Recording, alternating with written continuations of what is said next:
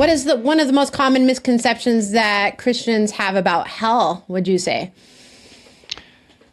Well, I said the one on heaven was easy to answer at least easy to identify as far as what the common misconception is. I'm not quite so sure about this one. Now, you're asking about Christians in particular, and you're saying, what are the most common misconceptions Christians have about hell? Or anyone. We could say. Oh, well, okay. Boy, I mean, that's a little hard. I mean, I can just kind of spitball it here well, I mean, of course, there are many people who deny hell, and there are even professing Christians who deny hell. Now, I don't know if denying something is the same thing as having a misconception about it. Certainly, when they give their reasons for their denial, they have to misconstrue the Bible, and in doing so, they obviously have faulty reasoning and therefore misconceptions. So I guess you could say denial of hell is a kind of misconception. I mean, I could tell you the main reasons that people deny hell, but well, yeah, and feel free to do that. And maybe I'm morphing your question a little, though. No, that's fine. I like you taking that direction, and then following up with that, something that's been kind of a recent subject of debate, even in I'm part of a kind of a Bible study group, and are the flames of hell literal too? So, but I think that's a common misconception. Mm-hmm. So we could put it in there. There is some disagreement among Christians in the historic tradition of the church. There's some very prominent figures in the church, like St. Augustine, for example, who's, I think he's a great theologian, and who would take the flames of hell as literal material fire. Something like you could stick a turkey thermometer in it and see the temperature go up. So it's literal flames, and that people in hell will be burned physically with physical flames. And there are others, in the tradition who hold this. Personally, I don't think that's right. And in fact, most theologians, and I mean, here we're talking about people who are clearly conservative theologians, people like John Calvin, for instance, who's no liberal, take the description of hell as metaphorical. Now, first of all, let's just say, to say it's metaphorical doesn't mean it isn't real. It's pointing to a reality that's actually going to be experienced by people, and it's a horrible reality. But that it's using physical language to get at something that is not literally or strictly speaking in itself physical, right? And it's using the picture of flames because it's the most horrific imagery that one could draw upon.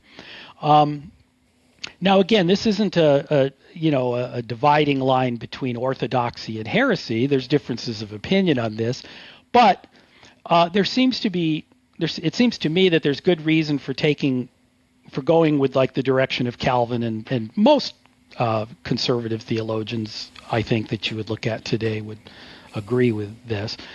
For one thing, the devil is cast into the lake of fire, where he's tormented day and night forever and ever, right? Well, the devil is a disembodied spirit. The devil has no physical parts. So it becomes rather difficult to see, and this is just one argument, just to kind of give you a flavor for some of the reasons for concluding this, that it's figurative.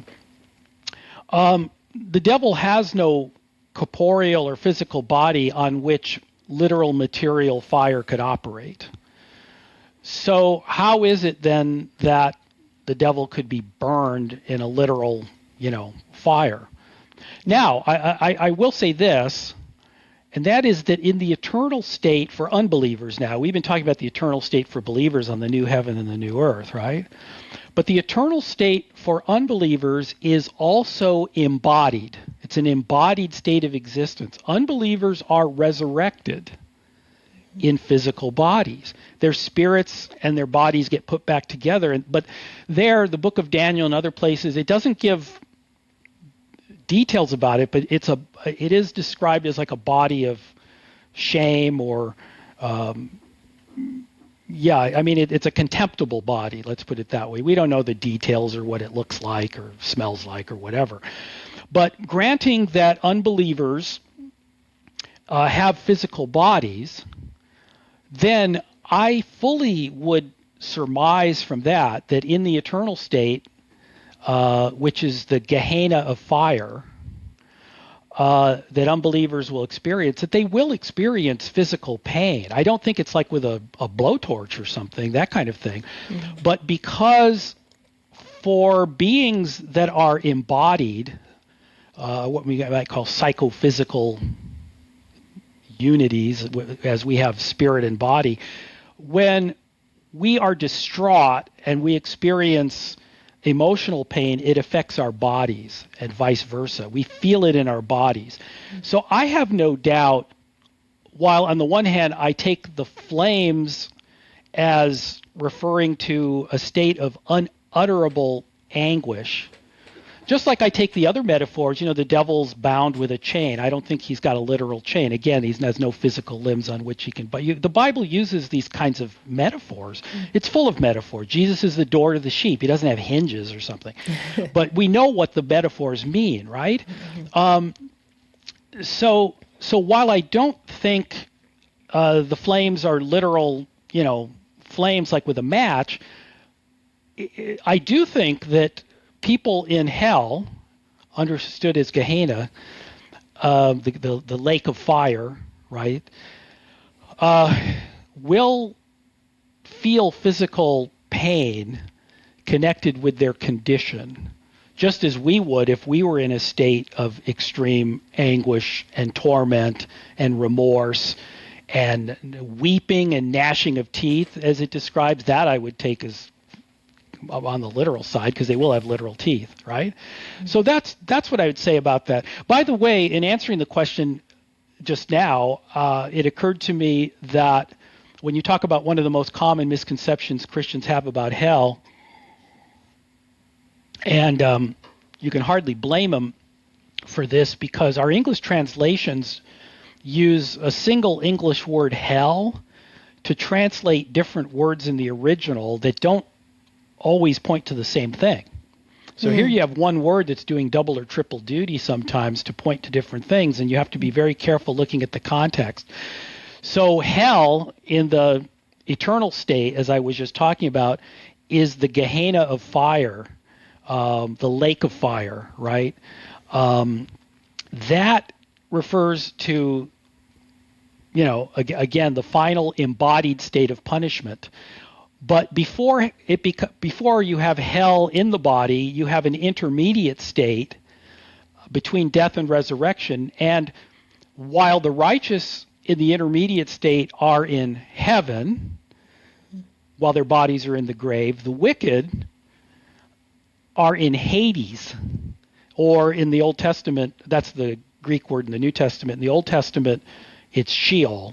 Okay, they're in Sheol, which is not heaven by any means, but it's a place of disembodied punishment, which, like the intermediate state for believers, it's similar in this respect. It's temporary.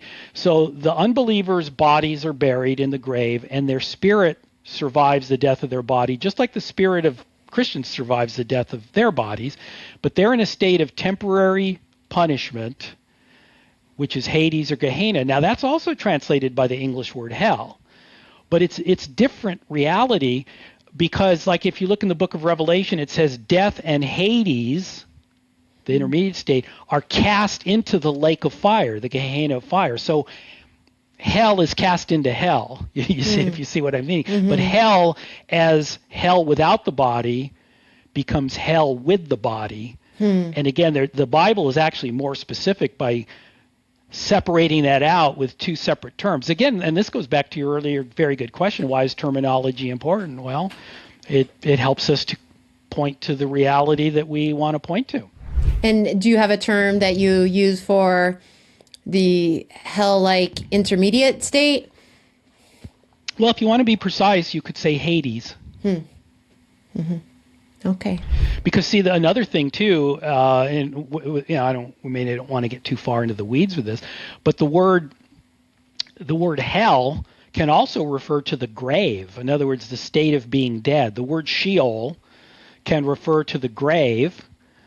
And well, I don't know. I don't want to get into too much stuff, but so that can just refer to the state of being dead without referring to whether it's a place of punishment or not, right? So words, of course, have a range of meaning depending on how they're used in the context. Okay. Yeah. So that's just the way language works. So where we can differentiate the realities with clear and unambiguous terminology that doesn't equivocate on possible meanings, we're all the better for it. And you had mentioned, I know where this is great. I love, I'm asking a lot of these questions because I want to hear your answers. But you had mentioned, I think you said that a growing number of scholars are denying hell, and then also there's the issue of annihilationism, which is another big issue. Is there a growing trend would you say with even people who've been regarded as conservative Christian scholars embracing like annihilationism and are a growing number of scholars denying hell? I think that's something I think you may have mentioned that, or maybe you just said Christians are denying hell. I'll say a few brief things about that, I guess. Well, when you say scholars, first of all, that's a pretty broad term. So, of course, liberal scholars who don't believe in the authority of Scripture and, kind of come up with their own thing, of course, they deny the doctrine of hell. Cults typically deny the doctrine of hell, so that's old news. That's nothing there. Now, among those who profess Christianity and who profess even to be evangelical Christians, such as you might find at the Evangelical Theological Society,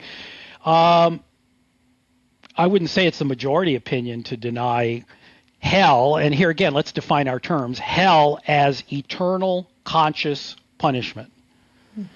And so I got to use those three words to clarify. It's eternal, it's unending, it's conscious, so it's not annihilationism. Annihilationism is where God just takes the wicked and zaps them out of existence, and then they don't exist anymore. That's not conscious. It's non-existence. And then punishment, that it's punitive. It's a punitive infliction for sin that never ends. Yes, there are some, and there are. Is there a growing number of them? Well, certainly since like the 1990s, we've seen a movement. I mean, this is old news now, so some people may not even remember this, but there was it was covered in Christianity Today.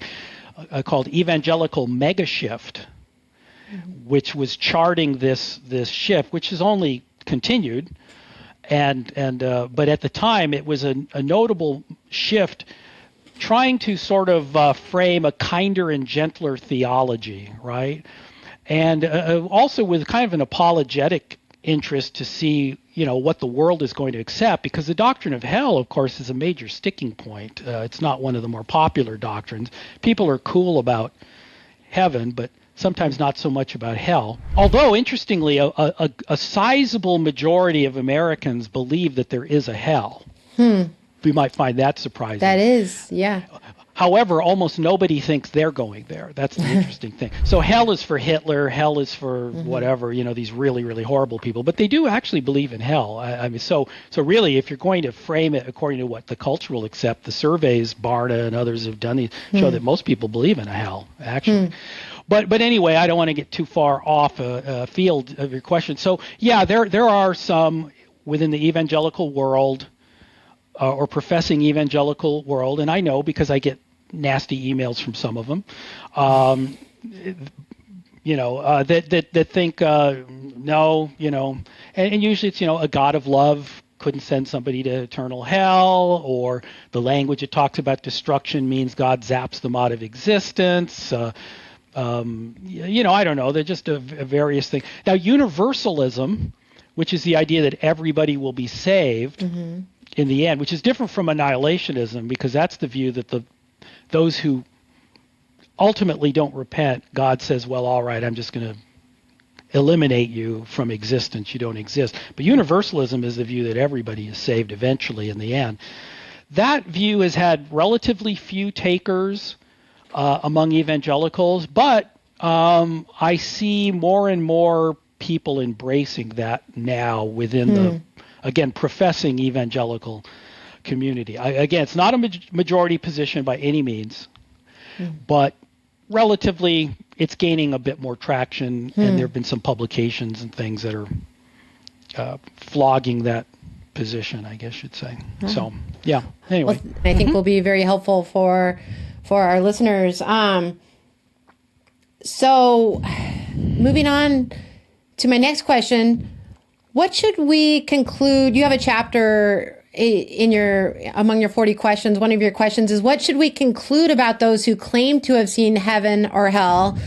And I add to that, like the so-called prophets in the New Apostolic Reformation movement, many of them claim they've gone on trips to heaven, or others who are not part of NAR, who aren't part of the New Apostolic Reformation movement, who may have claimed to have had near-death experiences. How do we evaluate these type of claims?